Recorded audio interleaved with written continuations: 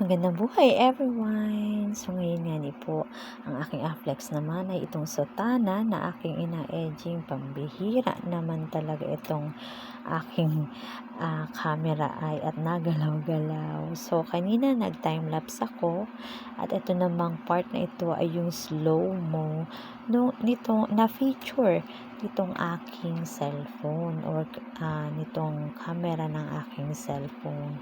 Kaya makikita nyo napakabagal talaga ng kanyang movement.